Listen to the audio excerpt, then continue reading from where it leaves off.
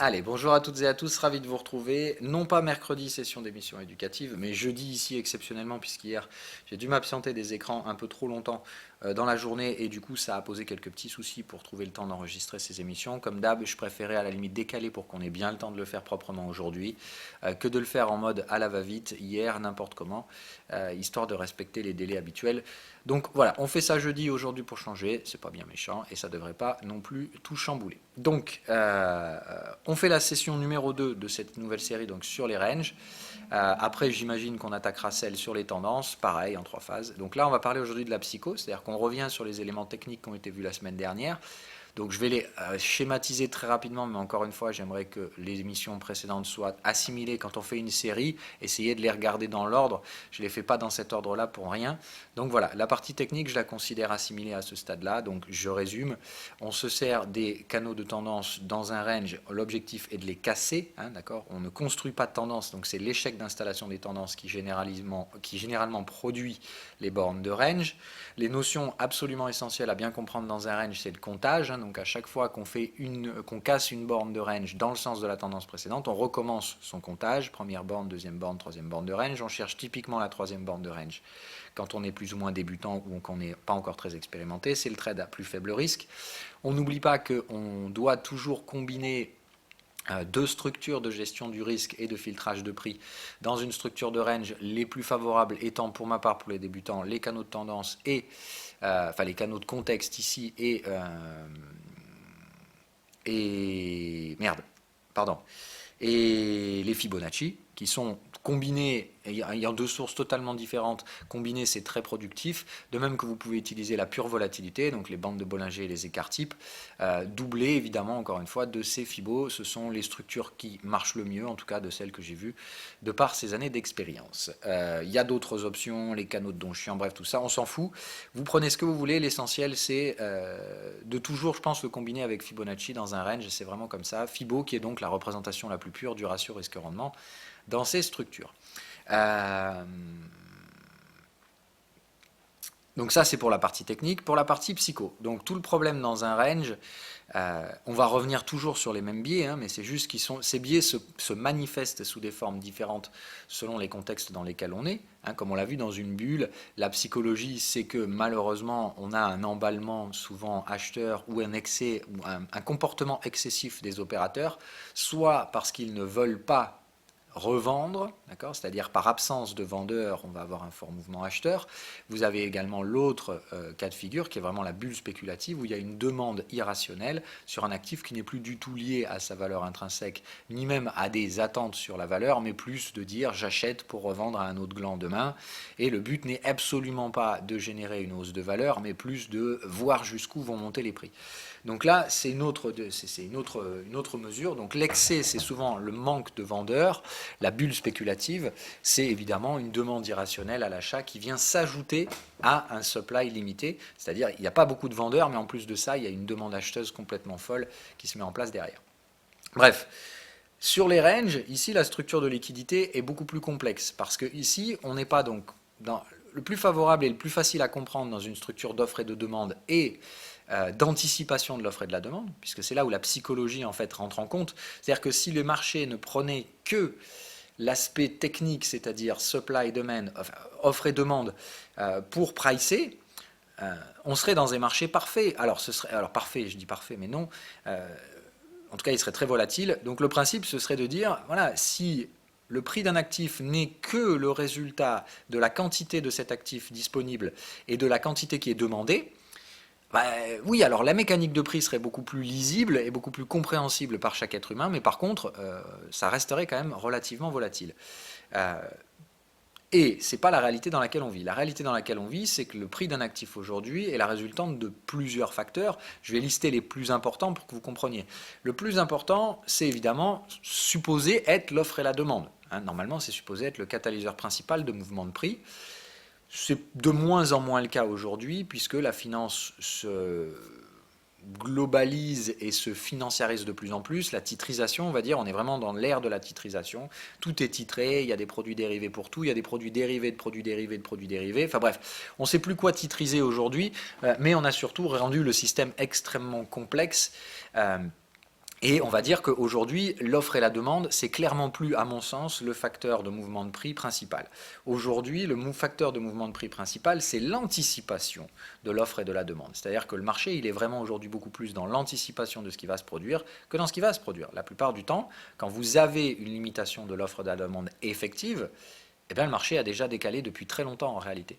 Donc aujourd'hui, les principaux mouvements de marché sont l'anticipation. Et qu'est-ce que ça crée? Ça crée des ranges extrêmement complexes à gérer, puisque donc le range, par définition, c'est le moment où on ne sait pas et où on attend que l'information arrive.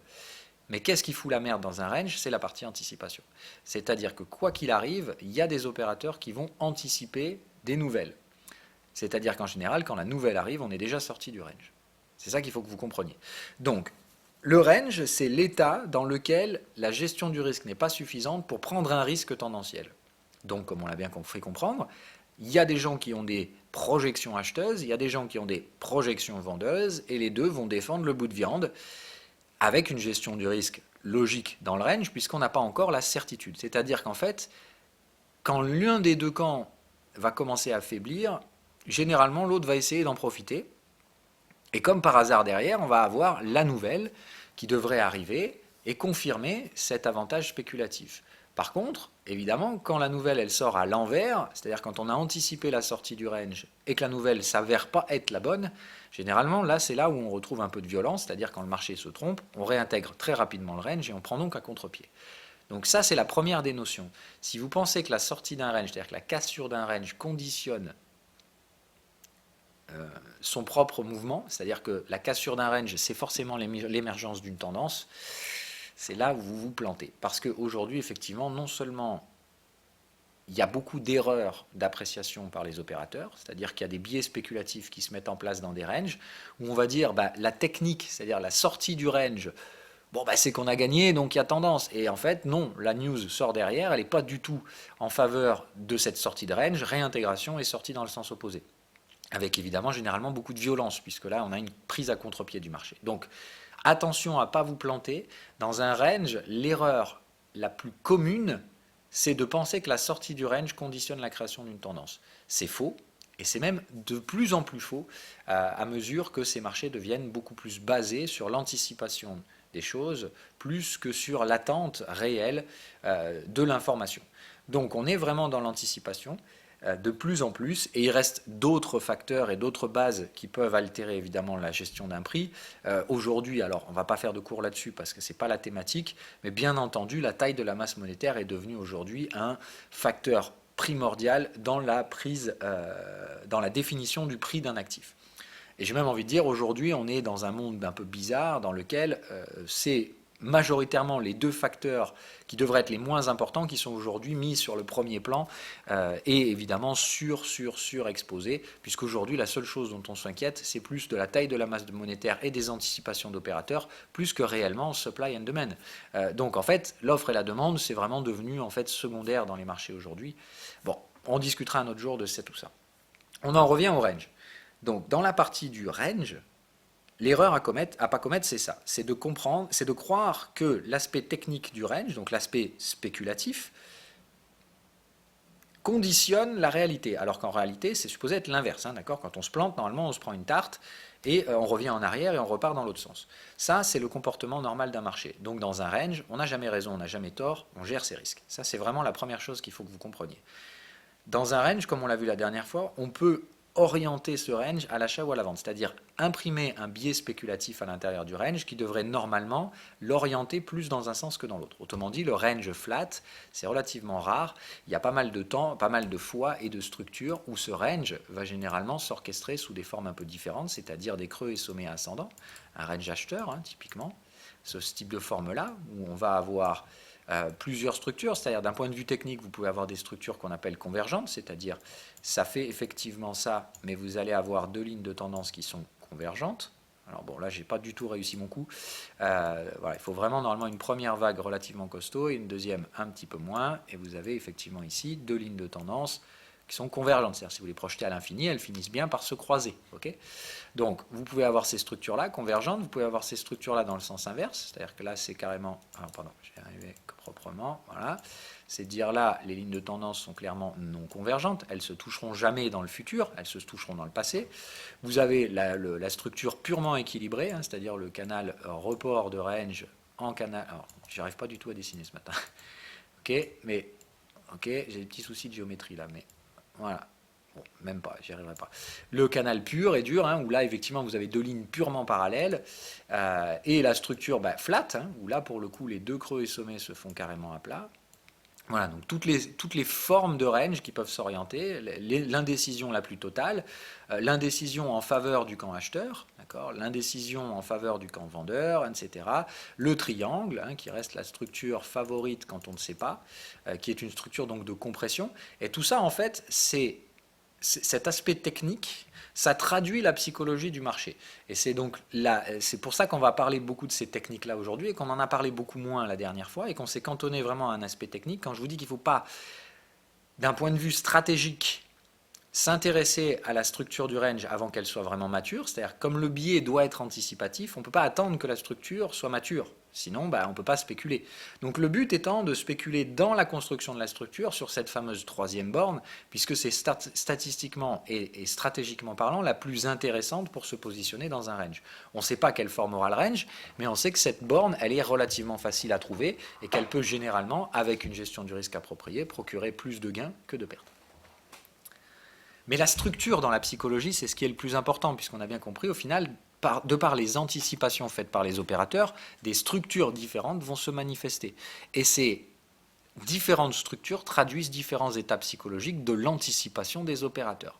Évidemment, derrière, la plupart du temps, les opérateurs ont quand même raison. Qu'on ne se plante pas, attention, hein, ne me faites pas dire ce que je n'ai pas dit. Je n'ai pas dit que les opérateurs étaient des glands spéculatifs qui déplaçaient les prix n'importe comment en espérant avoir raison. Non, non, il s'agit bien quand même, la plupart du temps, d'une opération d'anticipation qui est faite plutôt bien au final.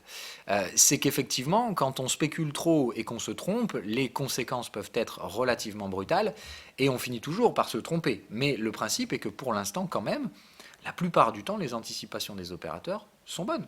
C'est-à-dire que la plupart du temps, les opérateurs anticipent la sortie d'une structure par le haut et vous avez quelques jours après le chiffre qui sort qui vous confirme cette chose-là. Donc, ce qu'il faut comprendre, c'est vraiment ce que je vous disais avant. Quand vous agglomérez tous ces petits dominos, donc quand vous mettez ensemble toutes ces pièces de puzzle, ce que j'essaye de vous faire comprendre, c'est que quoi qu'il arrive, la structure de range, c'est la structure qui permet l'anticipation des chiffres que vous aurez après. Donc encore une fois, si vous pensez qu'il faut attendre d'avoir les confirmations pour trader, non, c'est pas possible. Parce qu'en fait, dans une tendance, quand vous allez avoir la confirmation des éléments techniques de cette tendance, des éléments fondamentaux, en réalité, la tendance, elle est déjà extrêmement mature. Et à ce stade-là, il reste déjà plus grand-chose, si ce n'est la divergence, le pullback et l'excès. Donc, autrement dit, il ne faut pas attendre la confirmation fondamentale d'un trade. La confirmation de ce trade, c'est normalement, vous êtes déjà largement dedans depuis longtemps. C'est à ça que servent les ranges. C'est pour ça que je vous apprends à trader les ranges avant de trader les tendances, parce qu'en réalité, c'est tout ça qu'il faut faire dans le trading. On n'est pas là pour avoir raison, avoir tort. On est là pour prendre un biais spéculatif et espérer avoir raison, et pire que ça, espérer faire partie du package qui sera dominant dans cette structure d'hésitation. Autrement dit, si le range est plutôt acheteur, il va essayer de faire partie des acheteurs dans ce range-là, et peut-être d'avoir une sortie acheteuse, ou l'inverse. Les ranges servent aussi à consolider au sein de structures tendancielles, et c'est très important que vous compreniez ça, c'est-à-dire qu'effectivement, l'erreur, et on en avait déjà parlé, c'est de confondre range et pullback. C'est-à-dire que le pullback dans une tendance, d'accord, c'est-à-dire la phase de range, l'accumulation, la cassure, d'accord, puis la phase généralement de divergence et le pullback. La plupart des gens ont une fâcheuse tendance à trader ça comme des ranges. Parce que techniquement parlant, sur l'UT inférieur, ça va souvent prendre la forme d'un range. Généralement même la forme d'un range baissier. Statistiquement parlant, le drapeau, ce qu'on appelle la consolidation en drapeau, c'est le pullback le plus probable. Le ABC, certains vont appeler ça, etc. Bref, chaque stratégie, entre guillemets, peut donner un nom à cette structure. Moi, j'appelle ça le pullback. Voilà. Le principe, c'est que ça, évidemment, c'est un range. Donc, si vous tradez ça à troisième borne de range, normalement, ça passe, parce que vous prenez cette borne-là. D'accord? Mais le problème, c'est que si vous vous dites, ah ben c'est un range baissier, donc on va sortir du range par le bas. Ben non, parce que là, le sentiment tendanciel normalement est plus fort, le marché va revenir là, faire une petite accumulation et faire son excès final. La structure de tendance passe avant le range. Ça, il faut que vous le compreniez dans la gestion. La tendance sur l'UT supérieur prendra toujours le dessus sur le range de l'UT local, raison pour laquelle il faut toujours contextualiser ce qui se passe. Regardez vos moyennes. Si par exemple vous regardez la moyenne là, vous dites oui, ça c'est clair que c'est un range, il n'y a pas de souci. Mais si on prend d'autres exemples, notamment ben voilà, par exemple, le S&P 500, on pourrait dire là à court terme, j'essaie de me mettre un peu plus court terme, voilà, on pourrait se dire ici, bon bah le marché il piétine, là ça a bien l'air d'être un range ce truc là quand même. Ouais, sauf que là la moyenne elle est loin quoi. Alors on va attendre que ça s'imprime. Voilà. Là, vous voyez que la moyenne, elle est clairement en dessous des prix et qu'elle est ascendante. Là, on voit bien que mécaniquement parlant, c'est un range, mais c'est un range qui fait suite à une tendance. Donc la première question qu'il faut se poser ici, c'est est-ce que cette tendance est mature, oui ou non? Est-ce qu'elle a déjà fait son pullback? Parce que si elle n'a pas fait son pullback, il y a une forte chance que ce que vous vous tapez ici, ce soit le pullback. Et c'est effectivement d'ailleurs ce qui s'est passé ici. OK? Donc, on est toujours très prudent, on essaie de rester rationnel par rapport à ces anticipations de marché. On comprend que de toute façon, dans un range, le positionnement est, que ça vous plaise ou non, spéculatif. On ne cherche pas à dégager avoir tort, avoir raison. On cherche par contre à essayer de se mettre là où on a le plus de probabilité de faire partie du bon train. Donc la stratégie, c'est toujours troisième borne de range parce que comme on n'en sait rien, c'est comme ça. On essaie de temps en temps d'orienter son range, c'est-à-dire que si on pense que le range va être vendeur, on essaie de se positionner un peu plus tôt que les stratégies de range neutre, et ainsi de suite, dans un schéma acheteur ou dans un schéma vendeur. On fait très attention à ne pas commettre l'erreur de faire un range et d'orienter son range dans un pullback, puisque évidemment la tendance de degré supérieur l'emportera de toute façon et devrait normalement pousser vers l'excès final. Ok ? Donc ça, c'est pour la première des choses. Je résume, il est important de préférence d'avoir un biais spéculatif dans le range parce que c'est ce que l'attente de marché fait sur cette structure-là. Donc il faut que vous fassiez la même chose que les opérateurs. Il faut avoir un biais. C'est le mieux. Dans un range, j'aime pas que les gens ne sachent pas ce qu'ils font. Ils arrivent et qu'ils disent je sais pas, dans un range on achète, on vend. Non, dans un range de préférence on prend un biais directionnel, c'est mieux. Ça permet déjà d'être plus en lien et collé avec les attentes de marché. Maintenant, après, on a tort ou on a raison, mais ce qui est important, c'est surtout d'avoir fait ce qu'il fallait entre-temps. Deuxièmement, dans un range, et c'est l'élément clé, l'information n'est absolument pas un élément primordial. C'est-à-dire que l'information, généralement, viendra confirmer le biais directionnel du range, voire sa cassure et sa sortie en tendance. Donc, et ça va être la deuxième partie de cette émission, l'information, c'est un énorme problème dans le range. C'est-à-dire que vous allez avoir des confirmations venant de l'information après que les mouvements se soient produits. Et il va y avoir tout un tas d'informations, puisque le marché est bombardé en temps réel d'informations, qui vont déplacer les prix rapidement dans le range sans nécessairement conditionner la sortie. C'est-à-dire qu'autrement dit, l'élément qui justifiera la sortie du marché arrivera toujours après la sortie, donc en fait on s'en fout puisque le biais n'est pas d'attendre d'avoir raison, mais de spéculer en vue d'avoir raison pour récupérer le gain, puisque le marché n'est plus aujourd'hui dans la simple recherche de l'offre et de la demande pour trouver un prix juste, mais dans l'anticipation de ces choses-là. Donc l'information, c'est très problématique, puisqu'il y a toujours tout un tas de gens qui pensent que le marché prend en compte les données réelles. Oui, évidemment qu'il le fait, mais son but, c'est pas d'attendre qu'elles arrivent, c'est de les mettre en place dans les prix avant, d'un point de vue spéculatif, et de vérifier si oui ou non on a eu tort ou raison après. Donc, l'information, c'est votre pire ennemi dans les ranges. Parce que si vous attendez que quelque chose se produise pour justifier une position acheteuse, ce sera trop tard. Il faut que vous compreniez ça, hein, c'est vraiment c'est ça que j'essaie de vous faire comprendre. L'information, elle arrivera en retard. Et dans le range, il y a tout un tas d'informations qui vont créer du bruit. Donc le range est par défaut une structure imprévisible, bruyante, et si vous attendez l'information pour justifier, c'est trop tard. Autrement dit, à quoi ça vous sert l'information dans un range? À rien. On est bien d'accord que l'information dans un range ne sert techniquement et stratégiquement parlant, d'un point de vue logique, à rien du tout. Et pourtant, tout un tas de gens veulent, comme d'habitude, s'informer dans les ranges. Maintenant, pourquoi? La raison elle est toute simple, on travaille toujours au vu des mêmes biais, c'est-à-dire les biais les plus impactants sur un trader, et comme on le disait au début, qui vont se manifester sous des formes différentes selon chaque type de contexte. Donc, à votre avis, quel est le biais qui influe le plus ici quand les gens cherchent de l'information? Dans un range, hein, j'entends bien. C'est évidemment le biais d'incertitude. Là, on a affaire à quelque chose de très très très incertain. Comme on l'a dit, la structure est hautement spéculative et donc ça comporte des risques. Mais quand on sait spéculer, ben, on comprend que de toute façon, il n'y a pas de rendement sans risque et qu'il s'agit juste de gérer ces risques, pas d'avoir tort ou d'avoir raison, mais juste d'éviter de faire n'importe quoi. Mais vous avez tout un tas de gens qui, malgré la connaissance de ces règles spéculatives, vont vouloir justifier leur prise de décision par Dieu sait quelle news ou n'importe quoi qui peut tomber. Ce qui fait qu'on ne rentre plus du tout dans la gestion du risque et dans la stratégie, comme j'essayais de vous l'apprendre, mais plutôt dans les besoins de se rassurer. Parce que la structure étant hautement incertaine et hautement spéculative, le doute peut rapidement s'installer. Et puis si en plus de ça, vous restez perméable aux informations extérieures, dans le range, vous allez douter.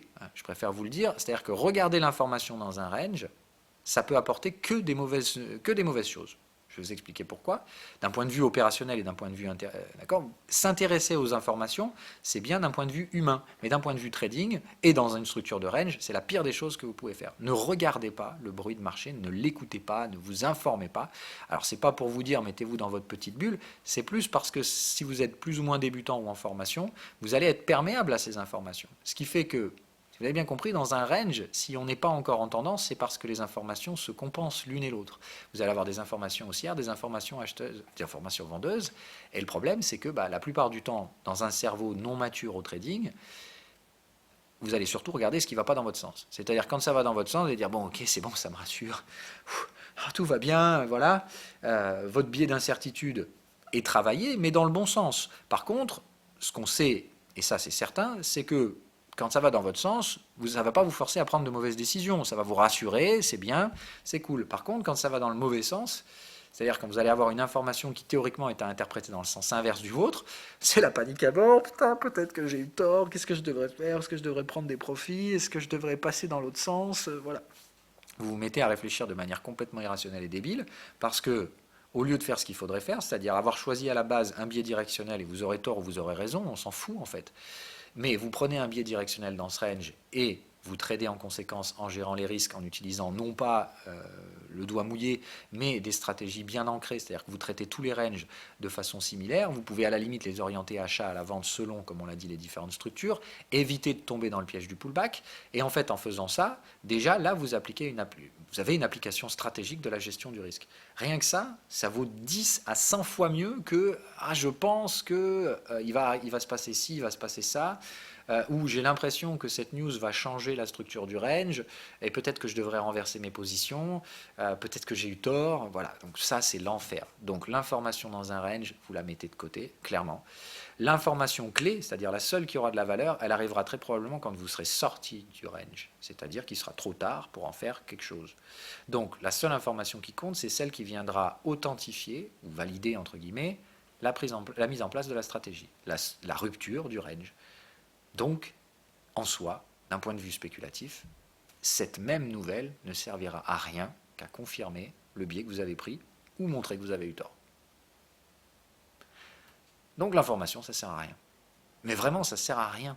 Et vous pouvez tourner ça dans tous les sens. Quand vous faites de la spéculation dans des ranges, l'info, c'est de l'intox. Alors si vous voulez philosopher sur la réalité de tout ça, est-ce que c'est sain? Est-ce que ça devrait fonctionner comme ça des marchés financiers? On pourra éventuellement en parler dans la prochaine émission où on fera de la philo. Mais d'un point de vue psychologique, ça ne fait qu'une chose, travailler vos biais d'incertitude, et souvent pas dans le bon sens. Maintenant, ce n'est pas le seul biais. Donc maintenant qu'on a compris, alors il fallait comme 25 minutes pour en arriver là, mais que vous avez compris pourquoi et comment on travaille votre biais d'incertitude dans des ranges, et surtout comment vous devez éviter de les laisser travailler, déjà c'est bien, mais il reste une autre partie du problème. Le biais d'incertitude, c'est cool, mais vous savez qu'il y en a un autre de biais de marché qui est très dangereux sur les traders en formation, c'est le biais d'impatience. Et alors là, dans un range, le biais d'impatience, j'aime autant vous dire qu'il travaille dur. Autrement dit, trader les ranges, c'est simple, à condition que vous arriviez à maîtriser ces biais. Donc, on a vu le premier, laissez-vous influencer par l'information et votre biais d'incertitude, il va être baladé dans tous les sens et vous allez faire n'importe quoi. Donc comment on évite de travailler son biais d'incertitude? On arrête de regarder les news quand on est dans un range. On regarde les prix, on aura tort, on aura raison, c'est pas grave, mais on le saura de toute façon qu'après. Et dans tous les cas, ça ne change rien sur la stratégie. Donc on ne regarde pas les informations et si on les regarde, on ne doit pas les interpréter. Mais c'est très dur, encore une fois, quand on est débutant, de regarder des infos et d'être capable de ne pas les interpréter et de ne pas les traduire en des décisions de trading irrationnelles. Donc, moi, ce que je vous conseille, c'est de ne pas les regarder, les infos, tout simplement. Ne pas aller chercher à justifier telle ou telle décision dans un range, à regarder des trucs, voilà, rien. Stop. Fermez les yeux et apprenez surtout à respecter les règles de votre stratégie et votre gestion du risque. Que vous ayez tort ou que vous ayez raison, en fait, dans un range, on s'en bat les couilles. C'est même quasi inintéressant. Et d'un point de vue rendement, en fait, ça ne change rien. Vous pourriez gagner de l'argent en ayant tort dans les ranges, ça ne poserait aucun problème. Le biais d'incertitude, c'est bien. Donc le biais maintenant d'impatience, le problème, c'est comme on l'a dit, là l'information, elle jouera un rôle, parce qu'en réalité, il y a quand même, par rapport à ce qu'on disait, la spéculation, c'est-à-dire l'aspect anticipation de l'offre et de la demande par les opérateurs, mais il y a la réalité, il y a quand même l'offre et la demande. Cette réalité, c'est qu'elle va effectivement devenir data dépendante. C'est-à-dire que quoi qu'il arrive dans un range, l'information va déplacer les prix.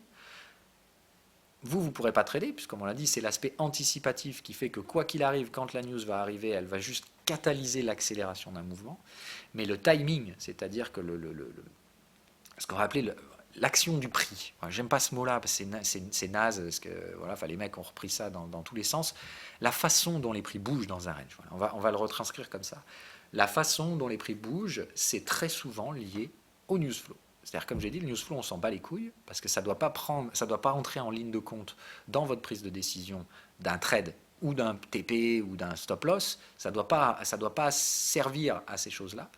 Par contre, c'est l'élément principal d'orientation du prix, c'est-à-dire que de gestion des mouvements de prix. Le prix va bouger majoritairement à cause des news dans un range. C'est-à-dire que c'est une news, par exemple, qui dans ce range va nous faire baisser. Il va y avoir un catalyseur baissier et ça va accélérer rapidement pour aller chercher l'autre borne du range. Et puis derrière, une news positive ou l'annulation de la news négative. Bref, autrement dit, il y aura toujours une justification technique à ce qui se passe, mais ce sera toujours déjà passé à pratiquement 90% du temps. C'est un peu la même chose que ce qu'on a dit par rapport à la grosse news qui justifiera la sortie du range. Mais en réalité, dans le range, quoi qu'il arrive, ça va bouger, vous allez avoir tout de suite l'information, ou quelques secondes après, et c'est déjà trop tard pour l'utiliser d'un point de vue risque-rendement. Donc l'information, on en revient à ce qu'on a dit avant, ne sert à rien, puisque quoi qu'il arrive, si vous attendez l'information, c'est déjà trop tard. Votre stratégie, elle ne doit pas être basée sur l'information vient prendre une décision, mais sur l'information va valider ou invalider une prise de décision que vous avez faite sur des zones de ratio risque-rendement avec des gestions du risque totalement indépendantes du news flow. Mais on en revient donc. Travail du second biais. Le problème, c'est est-ce que vous gérez le news flow? Non, vous ne savez pas quand une nouvelle va arriver. Voilà. Alors, il y a aujourd'hui pas mal d'administrations, et notamment l'administration américaine, qui ont compris qu'il fallait manipuler l'information pour manipuler le timing. Et pour manipuler donc les timings spéculatifs, mais encore une fois, ça reste une forme de propagande, c'est-à-dire que c'est manipulation de l'information en vue d'orienter la spéculation. Bon, ça peut se comprendre, mais quoi qu'il arrive, ici, ce qu'il faut retenir là-dedans, c'est que, hors manipulation, l'information, elle est imprévisible. On ne sait pas quand les choses vont arriver. Donc, par définition, comment on pourrait définir à l'avance la structure du range? Comme on l'a dit, la seule chose en réalité en termes de structure qu'on peut à la limite contrôler, c'est que la structure la plus probable, c'est celle-là. Cette structure-là, comme on l'a dit, en réalité, elle peut se décliner sous trois formes. D'accord ? La structure équilibrée, double top, double bottom. D'accord ? Alors en réalité, ça fait 3, mais dans le sens, enfin 3 dans le sens haussier, 3 dans le sens baissier. Hein, d'accord ? Là, on parle ici donc d'un range à la structure haussière. Donc vous avez ça, la structure classique, donc l'orientation comme on l'a dit. Vous avez la structure qu'on a dit divergente, dans laquelle les vagues sont évidemment haussières, hein, c'est-à-dire qu'on a cassure d'une résistance et tenue d'un support, mais par contre, les deux lignes de tendance sont non convergentes. Et vous avez derrière, évidemment, comme on l'a dit, la structure convergente, d'accord ? Ou, pardon, putain, je fais n'importe quoi. Je vais essayer d'effacer sans tout foutre en l'air. Pardon. Et vous avez donc la structure convergente, d'accord, dans laquelle, hop, votre structure est évidemment haussière, mais la structure est différente. Donc autrement dit, dans un biais haussier, ça fait déjà 3 options. Ces 3 options, si vous essayez de les justifier a posteriori, elles seront probablement liées à des news flows, c'est-à-dire que la news positive était plus positive que la petite news négative ici. Mais cette deuxième news positive qui a suivi était positive, mais moins positive que la première. Si vous essayez de justifier a posteriori, c'est possible, je pense, de décrypter, entre guillemets, la spéculation et les mouvements de marché dans un range. Parce qu'ils restent conditionnés dans leur amplitude par la news elle-même. Mais comme vous ne pouvez pas l'utiliser, on s'en fout. Donc en réalité, le but dans un range, c'est de pas de chercher à savoir quelle va être la structure, c'est juste de se dire, si vous normalisez toutes ces structures, il est où le point le plus, stratégiquement parlant, il est où le point le moins risqué? Est-ce que c'est d'essayer de choper le reverse là-dedans, de se dire là le marché va reverse Non, le point le plus simple à choper, c'est toujours le même, c'est toujours celui-là, c'est celui que je vous apprends à prendre. Parce que quoi qu'il arrive, si vous avez orienté votre range à l'achat, vous savez que normalement on doit dépasser ça, et on doit donc essayer de dépasser ça. Mais si on s'est reverse sur le même bottom, vous savez qu'on ne va pas viser plus loin que le point précédent. Mais ici, même chose. Si vous savez que vous avez retracé très profondément la première vague, vous savez qu'il y a une forte chance qu'on rattrape éventuellement derrière. Voilà. Ou des trucs comme ça. Donc, il faut faire très très attention à ces trucs-là. Les structures de range, on pourra les définir. Autrement dit, ça, c'est ce que vous allez considérer comme un range neutre. Ça, c'est ce que vous allez considérer comme un range acheteur. Et toutes ces structures vont avoir des formes différentes. Okay, et ça va être un range neutre que vous allez probablement acheter un peu plus tôt. Et ça, vous allez le prendre en gestion du risque. C'est-à-dire vous allez rentrer à l'achat ici, votre stop loss ne sera pas déclenché, et votre position repassera gagnante, et vous aurez fini derrière. Même chose sur ce trade. Ce trade, vous allez le prendre là, vous allez gérer son risque ici, et récupérer les gains. Voilà. Ce trade, vous allez le prendre là, et vous récupérerez les gains normalement tout en haut. C'est ça le truc, c'est qu'on ne sait pas, mais en n'essayant pas de chercher à savoir, vous allez quand même normalement réussir. Et puis si vous avez tort, ça ne doit pas vous coûter grand-chose. C'est vraiment tout ça, la structure de range. Le problème, comme on l'a dit, c'est que c'est lié au news flow. C'est-à-dire que la structure finale, elle peut varier en fonction de l'impact de la news, comme on l'a dit. C'est-à-dire là, par exemple, dans le schéma, comme on disait, en divergent, ici, c'est que généralement, la deuxième news va être plus impactante que la première. Mais il y a aussi l'aspect temps. C'est-à-dire qu'il ne s'agit pas simplement de l'amplitude réelle de la news, c'est-à-dire de son potentiel catalysant. C'est aussi l'aspect temps. Le temps dans un range, ça conditionnera la structure du range. Et ça joue grandement. C'est-à-dire que si théoriquement vous êtes capable de manipuler l'information et le temps que vous mettez à différencier ces différentes informations, si vous manipulez l'info et le timing, théoriquement vous pouvez prendre et faire prendre au marché toutes les structures de range que vous voulez. Et oui, c'est ça qu'essaie de faire l'administration américaine en ce moment. C'est de savoir à quel moment il faut donner l'information et avec quelle amplitude pour la mettre en avant ou la mettre en arrière pour former des structures différentes. Je m'explique. On prend donc, comme on l'a dit, le schéma dans lequel on a une grosse news à sortir, une petite et une moins bonne.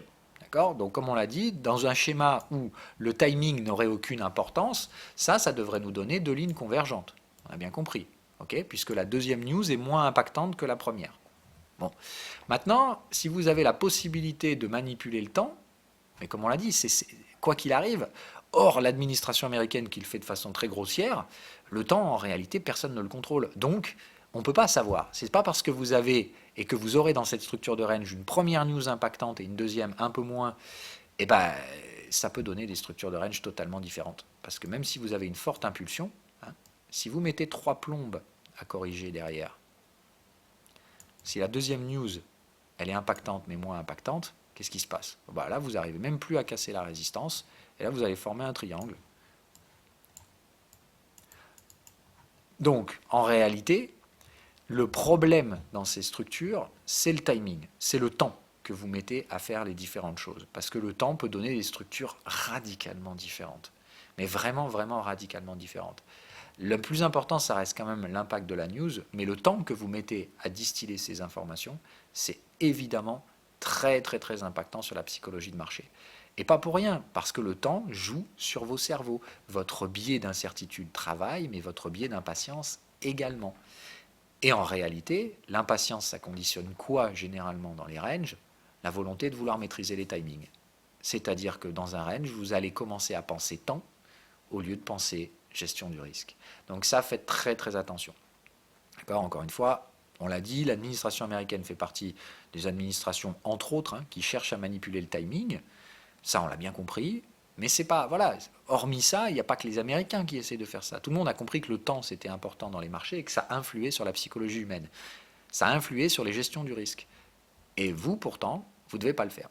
C'est-à-dire, vous ne devez pas vous laisser impacter par le temps. C'est-à-dire, c'est pas parce que vous avez eu votre premier mouvement haussier dans le range et que là, ça vous paraît interminable et que vous vous dites, mais attends, c'est pas possible, voilà, là, ça va forcément repartir à l'achat. Et pourquoi? Pourquoi ça repartirait à l'achat ici? Parce qu'on a passé tellement de temps à consolider que ça doit repartir? Non, non, non et non.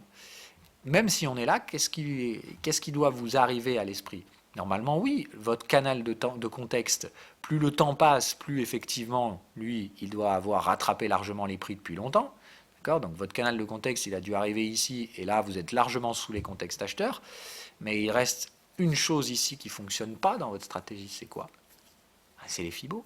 Enfin, là, théoriquement, c'est de dire, dans une stratégie comme ça, vous avez votre Fibo 76 qui va être par là, à la limite ici votre Fibo 61, mais dans tous les cas, alors 61 je l'ai passé un peu haut là, mais théoriquement là le principe c'est de dire si vous êtes sur un Fibo 61, pourquoi pas, mais par contre je vous rappelle qu'un Fibo 61 sous le contexte ça ne fonctionne pas, hein.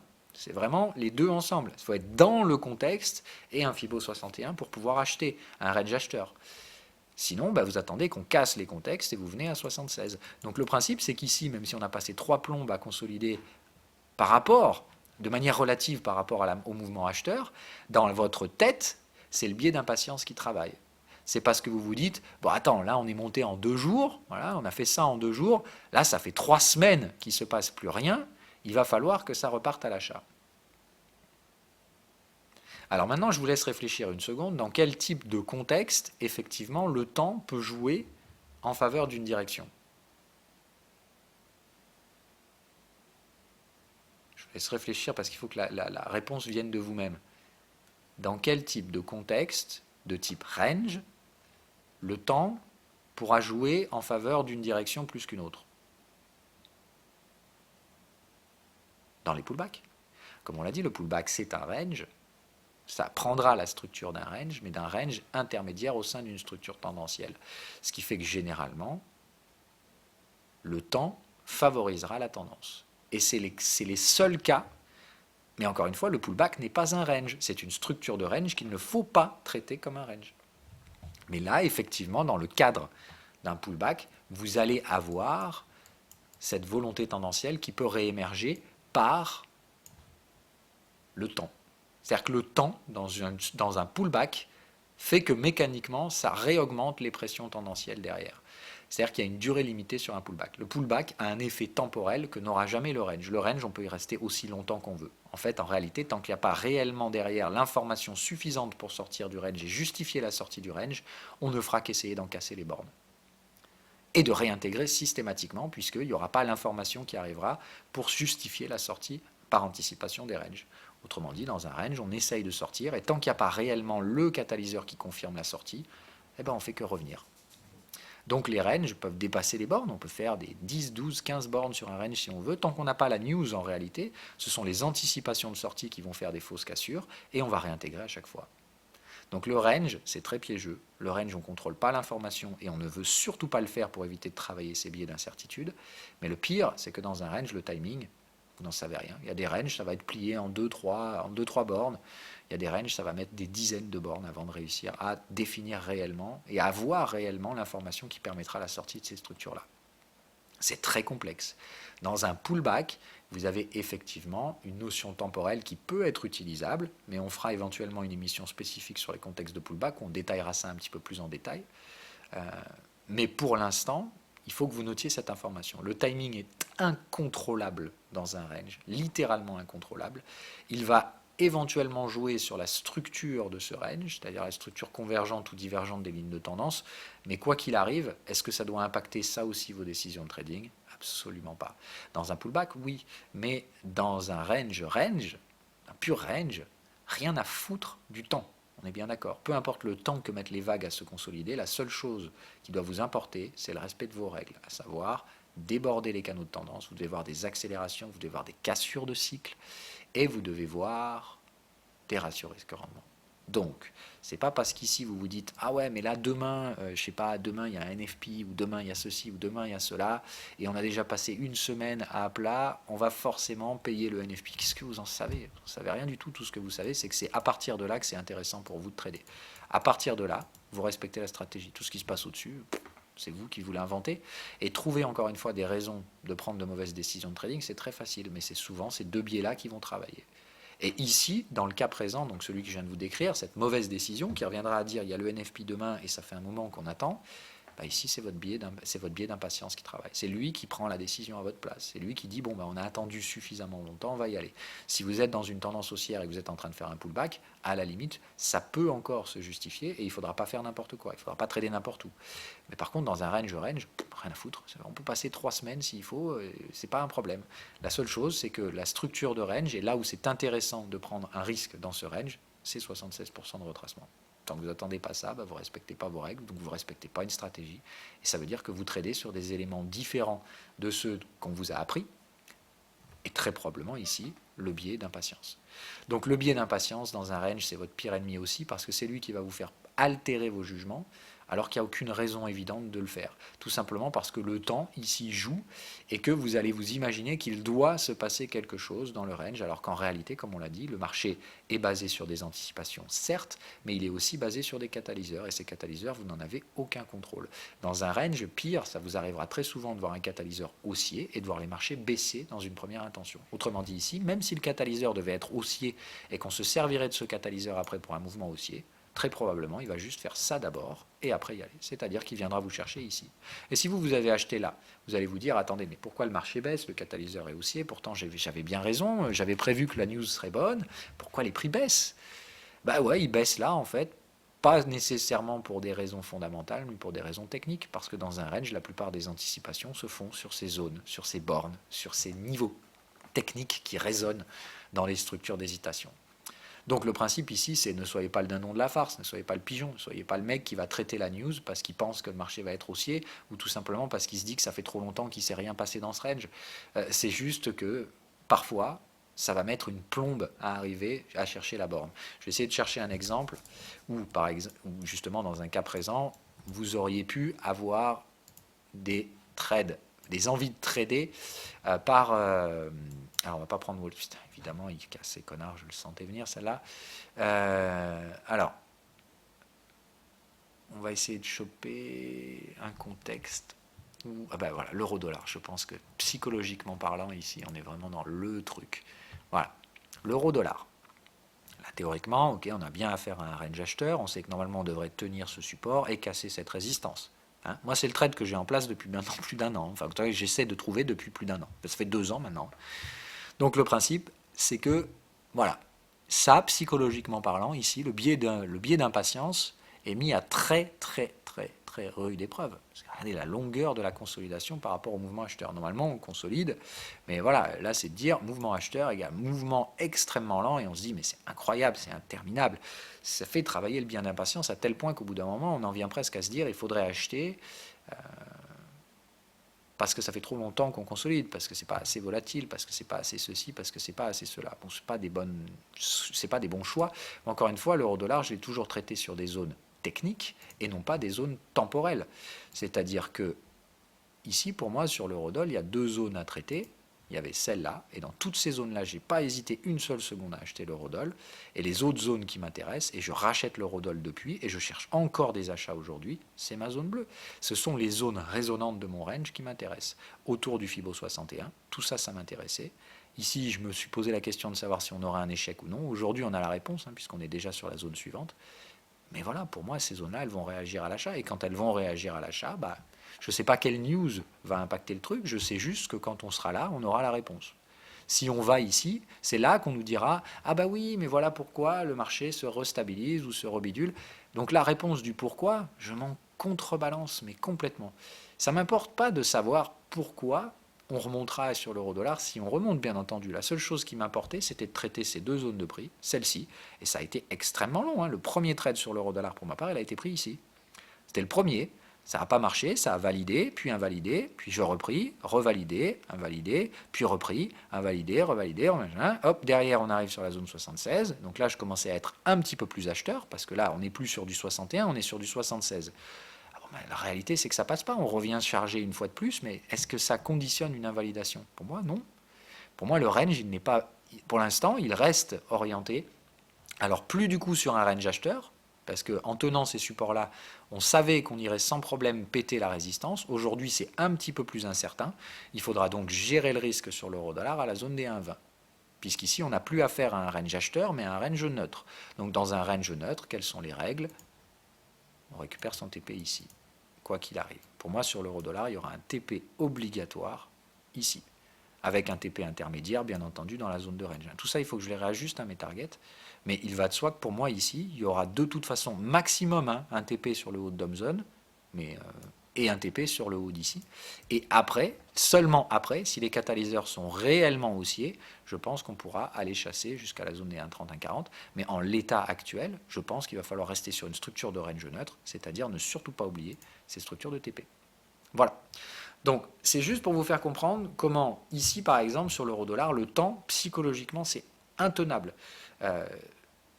Mais c'est là où vous verrez la différence entre un trader débutant et un trader expérimenté. Moi, le temps ici, il n'impacte pas sur mes prises de décision. Je sais ici que c'est très emmerdant, surtout qu'en plus, évidemment, si vous cherchez à acheter l'euro-dollar, il y a un rollover négatif, c'est-à-dire comme le différentiel de taux d'intérêt ici est en faveur du carry trade, ce dont on parlait ce matin aussi, c'est plutôt de dire, évidemment, il y a des gens qui préfèrent jouer le carry trade, c'est-à-dire suivre le différentiel de taux d'intérêt.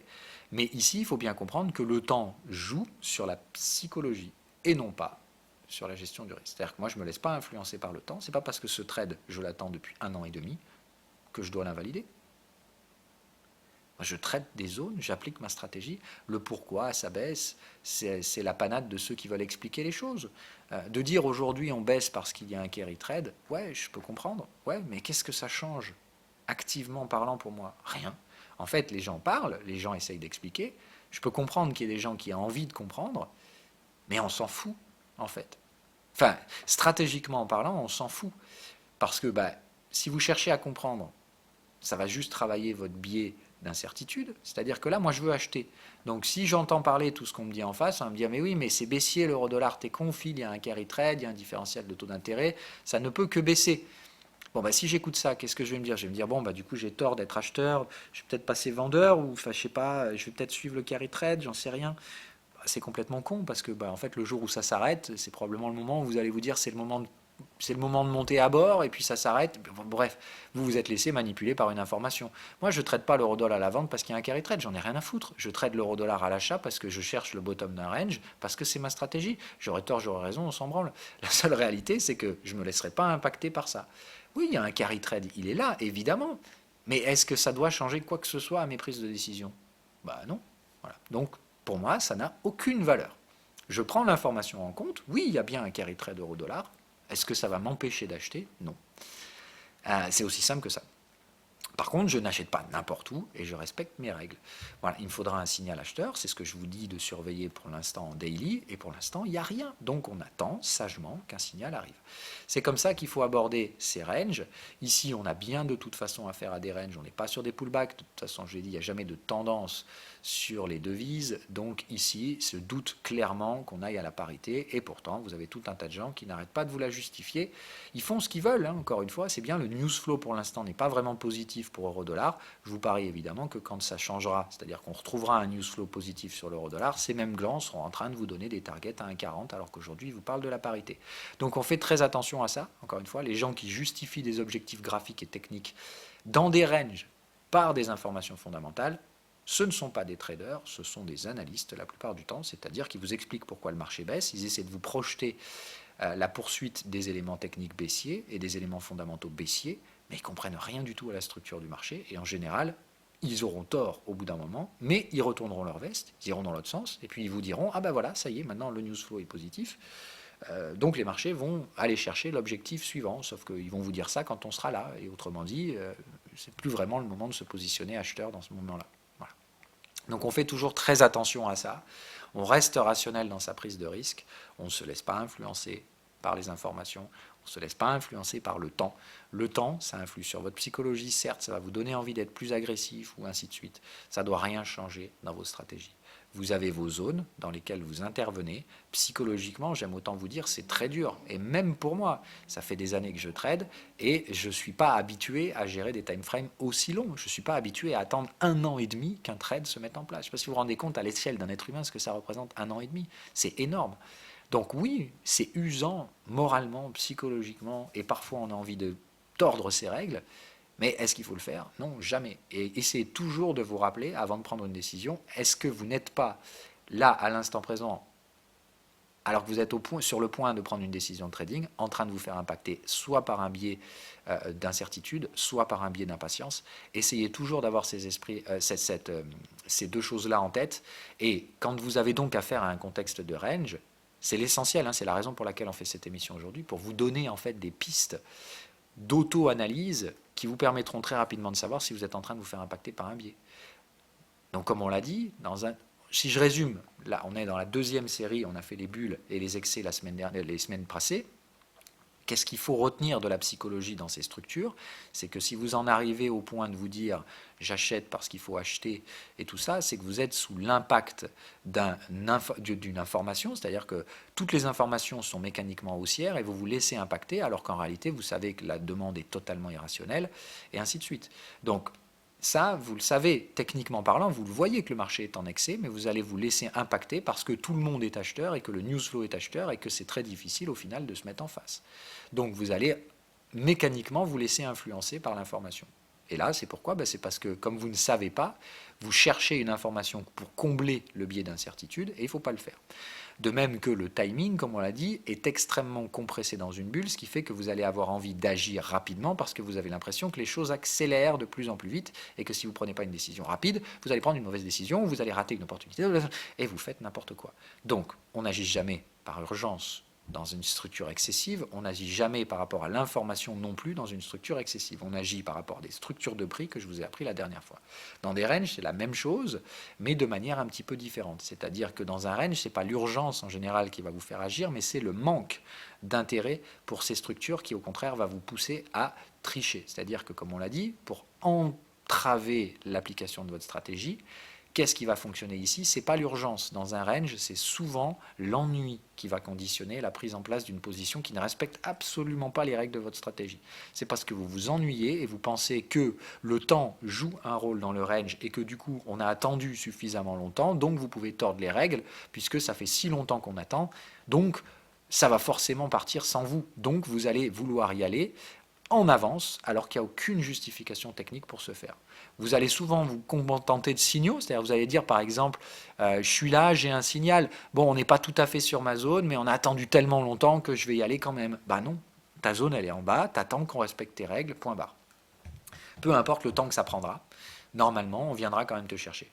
Après, il y a des fois où on ne viendra pas te chercher, mais c'est pas grave. Si tu commences à tordre cette règle-là, pourquoi tu tords pas les autres? Voilà. Donc il faut apprendre à ne pas tordre.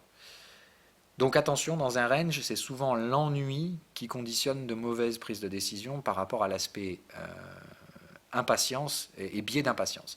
Par rapport à l'aspect biais d'incertitude, malheureusement, c'est souvent que l'information va être relayée très vite dans les ranges, amplifiée ou non selon le vecteur, c'est-à-dire que, admettons, on a affaire à un communicant permabère, dès qu'il y a une information baissière, il va vous dire « Ah putain, ça c'est scandaleux ». Si vous regardez ce mec-là, vous allez amplifier l'information baissière. Si vous vous laissez rapidement influencer, vous allez vous dire « L'information ici, c'est une bombe, c'est l'effet d'une bombe, il faut que j'y aille ». Parce que c'est trop gros, ça ne peut que catalyser un énorme mouvement de marché et une cassure tendancielle et ainsi de suite. Et en réalité, est-ce qu'on va vraiment casser le range? On s'en fout. C'est-à-dire que l'information en elle-même, avant que vous retiriez le biais de communication qui peut venir de la personne qui vous l'a transmise, vos biais personnels, pour peu que vous ayez un petit biais baissier sur les marchés, si vous regardez un permabère qui va vous commenter l'information, vous allez avoir envie de vendre tous les matins parce que vous allez vous dire « Ça, c'est l'information qui me manquait, putain, c'est le truc, ça va s'écrouler demain ». Ouais, en réalité, c'est quoi? C'est c'est vraiment votre biais d'incertitude qui travaille. C'est que vous ne savez pas en réalité. Le fait de ne pas savoir, ça vous embête. Donc, qu'est-ce que vous faites? Vous cherchez de l'information pour combler un vide. En plus de ça, vous avez un biais naturel baissier là-dedans. Ce qui fait quoi? Vous trouvez une information amplifiée par un permabère. Vous justifiez ça comme une information suffisante pour entrer et vous vous mettez à trader. Et pourquoi? Ouais, posez-vous la question, pourquoi? Tout simplement parce qu'en réalité, ici, c'est votre biais d'incertitude qui travaille. C'est que vous savez tellement pas quoi faire que vous êtes allé chercher quelque chose pour remplir un vide, et ce machin-là, outre le fait de remplir le vide, ça va même catalyser chez vous le besoin de trader, l'envie de trader, parce que vous pensez que l'information est suffisante pour orienter un range. Et vous faites n'importe quoi. Vous mettez acheter une résistance, vous mettez à vendre un support. Et pourquoi? Enfin non, voilà, c'est rien à foutre. On achète des ratios risque-rendement dans un range, on ne cherche pas à comprendre et on ne se laisse pas influencer par le timing. Voilà. Bref, j'espère en tout cas qu'aujourd'hui vous arriverez à beaucoup plus facilement repérer dans votre propre psychologie et dans vos propres mécanismes pourquoi et comment vous pouvez rapidement vous laisser influencer par ces deux biais naturels du trader, comment ils se manifestent dans la structure de range, alors que la semaine dernière on a appris comment ils se manifestaient dans les structures excessives, voire les structures de bulles. Donc n'oubliez surtout pas ces règles-là, essayez d'apprendre à prendre un peu de recul sur vos prises de décision et essayez surtout donc d'effacer ces biais qui sont extrêmement courants chez la plupart des traders en formation, essayez de ne pas vous laisser influencer par ces biais-là. Autrement dit, quand vous reconnaissez avec un peu de recul ces mécanismes dont je viens de vous parler, vous savez qu'il faut enlever il faut enlever la main de la souris. C'est plus le moment de toucher votre souris. Il n'y a pas d'action de trading à réaliser si vous êtes sous l'influence de ces deux biais-là. Et très probablement, comme je vous dis, ils communiqueront avec vous dans les sentiments dont je vous ai parlé. C'est-à-dire que si vous êtes en train d'essayer de trader parce que vous pensez qu'une news est si impactante que vous devez trader dans le range parce qu'on va obligatoirement sortir du range, non. Qu'est-ce que vous devez faire à la place? Si vous pensez que l'information est si forte qu'elle va vous sortir du range, si vous êtes suffisamment expérimenté, à la limite, vous tentez une accumulation. Mais depuis quand on trade en breakout parce qu'on pense qu'une news va réellement vous faire sortir du range? Non, non, non. Clairement, on ne fait jamais ça. Non, non, vous pouvez trader un breakout à la limite si vous avez eu un plan de trading en vue de ce breakout, mais certainement pas parce qu'une news vient de tomber et que vous pensez que vous allez rater le breakout. Si vous faites ça, c'est très probablement votre biais d'incertitude qui est en train de vous leurrer, mais au plus haut niveau. Voilà. De même que si vous vous mettez à traiter par ennui dans un range parce que vous vous dites ça fait tellement longtemps qu'il ne se passe rien, que la prochaine news elle est forcément acheteuse et que une petite news arrive et vous dites c'est bon, c'est le moment, vous voyez une petite bougie qui monte, mais en réalité vous n'êtes pas du tout sur une zone de prix intéressante, ici c'est parce que c'est votre psychologie, c'est votre biais d'impatience qui vous dit ça fait tellement longtemps qu'on attend qu'on peut tordre les règles. Non, non, non, non. Là, c'est le FIBO le plus important, c'est de dire si tu veux tordre les règles, assure-toi au moins de tordre les règles sur une zone. Voilà. Et la première zone dans un range, c'est FIBO 61. La deuxième, c'est 76. Si tu traites un FIBO 50 dans un range parce que tu penses qu'on a attendu suffisamment longtemps, non, c'est du biais d'incertitude, c'est du biais d'impatience. Et ça, ça conditionne souvent de mauvaises prises de décision. Et répéter ce schéma-là de façon récurrente dans les ranges, ça détruit non seulement tout le rendement potentiel des stratégies spéculatives, mais pire que ça apprend les plus mauvaises choses à faire, c'est-à-dire qu'on peut tordre les règles selon son bon vouloir, parce que quand on est un peu trop impatient, on peut se permettre de trader plus vite, ou quand on a un peu de doute, on peut se laisser envahir par le doute. Non, voilà. Vous savez que c'est stupide quand on dit ça comme ça.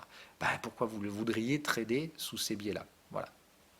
Allez, sur ce, je vous souhaite à toutes et à tous une agréable journée. On se retrouve la semaine prochaine pour se détendre. On parlera donc probablement de la philosophie des ranges et donc d'essayer de développer un peu tout ce qu'on a dit, mais dans un aspect un peu plus large, c'est-à-dire sortir des simples applications de trading. On parlera donc de cette relation qu'il peut y avoir entre l'information et les mouvements de prix et les mouvements spéculatifs, de même que les mouvements de foule. On va sortir non pas du marché, mais on ne va pas parler que d'un aspect purement psychologique de marché, on parlera d'un aspect psychologie de masse, mais psychologie de l'être humain, pas forcément psychologie des traders et des spéculateurs. Donc on essaiera de généraliser un petit peu tout ça la semaine prochaine. Comment les gens réagissent donc à l'information, ce sera probablement le thème principal de l'émission de la semaine prochaine. Bye bye.